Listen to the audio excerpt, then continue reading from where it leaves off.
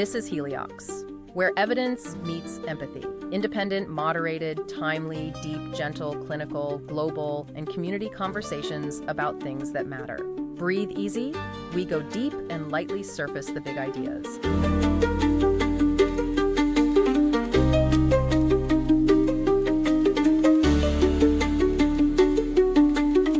Okay, so you know all the buzz around AI right now. Like, it can write amazing stuff, create crazy images, even beat us at super complex games. But lately I've been thinking, have we kind of hit a wall? Yeah, I see what you mean. It's impressive for sure, but I was reading something the other day and it really got me thinking. It basically said current AI is shackled to this thing called backpropagation. that's the core of how a lot of these systems learn. Right. And they're constantly needing to be fed more and more pre-trained data. It just feels like something's missing, like they're not really learning on the fly the way we do, adapting to totally new situations. Yeah, that's a good point. It's like they're amazing at recognizing patterns they've seen before. But what about when they encounter something truly novel, a real curveball? Exactly. And then boom, I came across this announcement. Intuacel, this company, they put out a video on their YouTube channel. And they're claiming they fixed all this. Whoa, pretty bold statement. Right. Like, they're really throwing down the gauntlet. And what's interesting is how they frame the whole problem. They basically say the way we're doing machine learning now is like just shoveling tons of data into these statistical models, but there's no real reasoning there. Like a brute force approach. Just throw enough data at it and something will stick. And their argument is that this lack of real understanding, this lack of reasoning, is why these models are going to fail when they hit the real world. Because reality is messy and unpredictable. Definitely. You're seeing more and more people in the AI community voicing similar concerns. We've had incredible successes in specific areas, but it's becoming clear that these data-driven approaches are kind of fragile. They lack a deeper understanding of what they're doing. And that's where this paper you sent comes in, right? It's on our Redshift, and the title is, let me get it right, 2503.15130, A Foundational Theory for Decentralized Sensory Learning. Yeah, that one. This paper isn't just tweaking things around the edges. They're proposing a whole new foundation for how learning actually works. And they're looking at it through the lens of evolution and how biological systems have solved these problems for billions of years. It's like they're saying, forget everything you thought you knew about learning. Let's go back to basics and look at how nature does it. And they're focusing on this idea of decentralized sensory learning. I know, right? It's mind-blowing. It's like we have this company, Intuacel, saying they've cracked the code with this practical demonstration. And then we have this paper from the academic world presenting this radical new theory. And somehow, they both seem to be pointing in the similar direction. Both are questioning the fundamental assumptions of how we're building AI today. It's like this perfect storm of theory and practice, right? So this is why we're doing this deep dive. We need to unpack this potential paradigm shift. Let's explore Intuacel's claims through their demonstration, and then we'll see how this wild theory from the research paper might actually explain why their approach is working. Sounds like a plan. So let's start with Intuacel. They say there's this fundamental problem with current AI. Like, what exactly are they saying is holding it back? They zero in on this thing called backpropagation. That's essentially the algorithm that allows AI to learn by adjusting its internal connections based on errors. Oh, yeah, I've heard of that. Like, it tries something, sees how wrong it is, and then tweaks itself. Exactly. And Intuacel's argument is that this method is fundamentally limited. It needs this global error signal to tell the whole system what to change. So it's hard for individual parts of the system to learn on their own, just from their own local interactions with the environment. I see. It's like they need a manager to tell everyone what they did wrong instead of figuring it out themselves. It's a good analogy. And the other big issue they highlight is this dependence on pre-trained information. These models need to be fed massive data sets before they can do anything. So they can't really adapt in real time. It's like they've got all this pre-programmed knowledge, but they hit a wall if they encounter something totally new. Right. Like a chess AI that's amazing at chess but has no idea what to do if you suddenly change the rules of the game. It really shows how different this is from how we learn. We're constantly adapting and learning new things without needing to be pre-programmed, and that's what Intuacel seems to be going for. They're suggesting that intelligence shouldn't be something you download. It should emerge from experience, from interaction. Okay, so that leads us to their big shift. They're moving away from this whole brain-inspired AI thing. They say it's based on an incomplete understanding of how the brain actually works. Instead, they're drawing on what they call contrarian neuroscience research. Yeah, they mentioned 30 years of research that has been kind of going against the mainstream view in neuroscience. So what makes this research contrarian? I mean, how is it different from the stuff that has shaped AI up until now? It seems like this contrarian research is exploring different ways of thinking about how neurons work and how learning happens, maybe focusing less on these hierarchical top-down models that have been popular in AI. Like the idea that there's this central control center in the brain that's calling all the shots. Exactly. Maybe they're looking more at how individual neurons solve problems locally without needing a global blueprint. So more of a bottom-up, decentralized approach. Exactly. And this is where it starts to get really interesting because this idea of decentralized learning is at the heart of the Arcsidic paper too. They even specifically critique extrinsic error measurements and global learning algorithms. So they're both kind of saying the same thing, just coming at it from different angles. Right. The paper argues that biological systems, even down to individual cells, don't learn by some central authority telling every part what to do. It's more like each part is figuring things out based on its own local interactions. Like instead of needing a manager, each team member can just see what's working and what's not and adjust accordingly. A perfect analogy.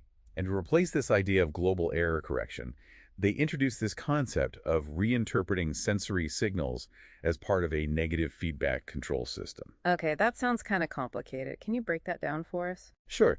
Imagine your car's cruise control. You set it to, say, 60 miles per hour. The speedometer is like your sensory input. If the car slows down, the system automatically increases the engine power to get back to 60. If it goes too fast, it reduces the power. So it's constantly adjusting to stay at the target speed. Right. That's negative feedback. The system is acting to minimize the difference between the desired state and the actual state based on sensory information. The ArcSuv paper suggests that our senses might be doing something similar. So instead of this global error signal telling everything what to do, each part of the system is just trying to minimize its own local sensory errors. And that leads to what they call local learning algorithms. Each part is adjusting based on its own sensory input without needing instructions from some central command. So it's like each part of the system is learning independently, but they're all contributing to this overall goal. Precisely. And here's where it gets really fascinating. The paper suggests that minimizing this sensory activity can be the only reward signal needed for learning. It's like your body is constantly adjusting to keep you balanced without you consciously thinking about it. So it's not about seeking pleasure or avoiding pain. It's about finding this state of minimal sensory noise or surprise. Exactly. And that brings us to Intuacel's robot, Luna. They built this actual physical robot to demonstrate these principles in action. It's not just simulations or theory. They've got this robot out there in the real world bumping into things and figuring things out. And they're very clear that Luna is learning autonomously and continuously. Yeah. This isn't like pre-trained AI that's essentially fixed after its training phase. So Luna's constantly learning and adapting as she goes. Exactly. And they emphasize that she doesn't rely on massive data sets or super finely tuned control algorithms. They even use a generic network architecture, which suggests that their approach isn't limited to just robots. It could potentially work on all sorts of intelligent systems. They mentioned drones, other mobile robots, even digital entities. It's like they've found this underlying principle of learning that could be applied really broadly. Okay, so in their initial demonstration, Luna was just this basic off-the-shelf lab robot, and they basically just let her loose to explore and learn her own mechanics. They let her figure out how to balance and stand all on her own without programming in any specific instructions. And they even mentioned that the leash was just for safety. They wanted her to fall and learn from her mistakes. It's a very different approach. Like, instead of trying to protect her from failure, they're embracing it as part of the learning process. And they specifically designed her senses to propagate the problem.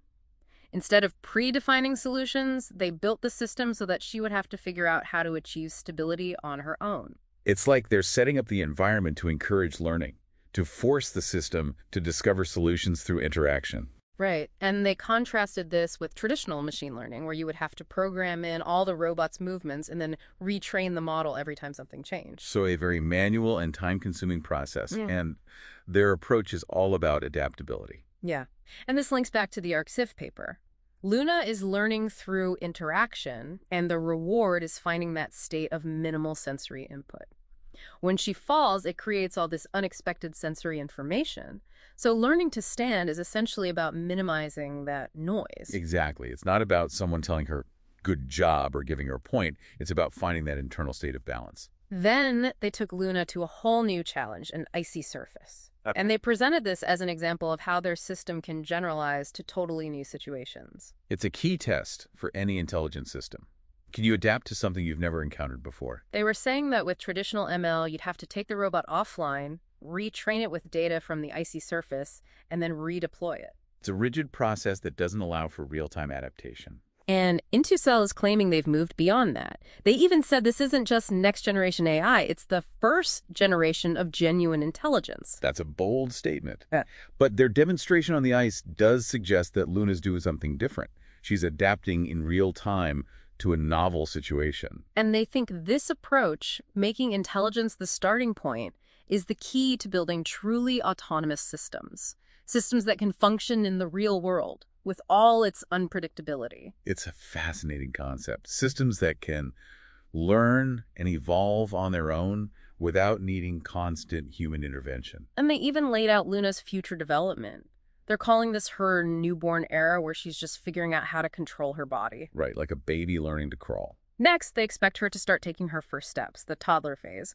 And then comes the child era, where they think they'll be able to teach her new skills just by giving her instructions, like you would with a human child or a pet. It's like they're mirroring the stages of development we see in biological organisms. And that ties back into the Arxiv paper, which suggests that this principle of minimizing sensory input, which might have started in single-celled organisms, has been scaled up throughout evolution. They talk about how this leads to a division of labor between cells in multicellular organisms.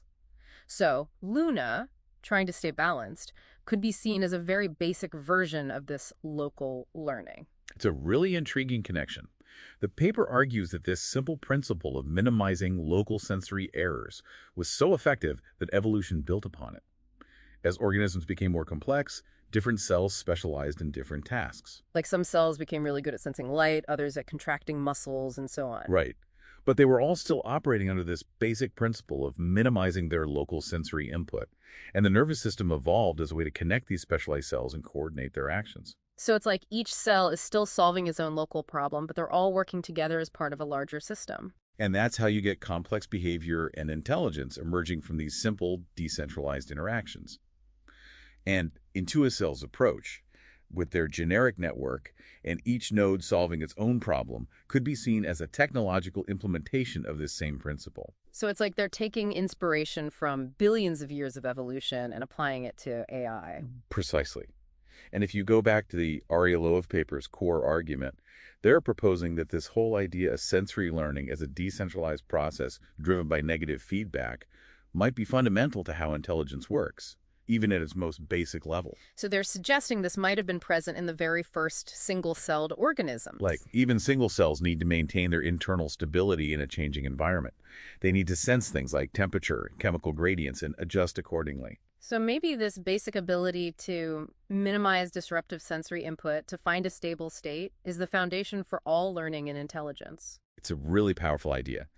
It suggests that intelligence isn't necessarily about super complex algorithms. It's about this fundamental drive to adapt and minimize surprise. And the paper argues that this same principle scaled up to multicellular organisms, which led to the division of labor we see in complex life forms. Right. Different cells specialize, but they're all still working under this same basic principle of minimizing their local sensory activity. Yeah. And that's how you get from single cells to brains and complex behavior. And this idea of local learning algorithms maps really well onto Intuacel's description of how their system works. They talk about neurons, or maybe nodes in their network, solving their own local problems based on their sensory inputs. It's like each part of the system is responsible for its own little piece of the puzzle. Right. And they're all working together, driven by this shared goal of minimizing sensory noise. And this idea of sufficiently good minima in sensory activity as the reward signal could explain why Luna can balance and adapt to new terrains. She's not getting points or praise, she's just finding that state of reduced sensory input related to being off balance. It's like the reduction of that feeling of instability becomes its own reward. It drives the learning process. So to bring it all together, we have this really cool convergence happening. Intuacel is showing us the system that seems to learn and adapt in a way that's more like how we do it.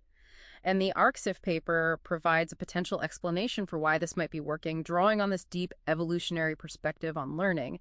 It's not just about tweaking the algorithms, it's a whole different way of thinking about intelligence. It really is. It's like we're moving from this idea of intelligence as something programmed from the top down to something that emerges from the bottom up through local interactions and adaptation. And it makes you wonder if this idea of minimizing sensory noise is really at the core of intelligence. How might it change not only our technology, but also how we understand ourselves? And if we're on the verge of creating systems that can truly learn autonomously, what does that mean for the future?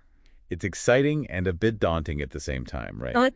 It's definitely something to think about. I agree. It raises all sorts of questions about the nature of intelligence, consciousness, even free will. It's a whole new frontier. And on that note, we'll leave you to ponder those questions. Thanks for joining us on this deep dive. We'll catch you next time. See you then. Thanks for listening today.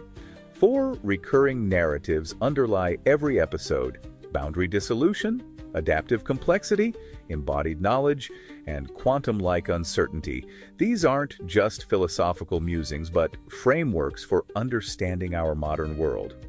We hope you continue exploring our other podcasts, responding to the content, and checking out our related articles at helioxpodcast.substack.com.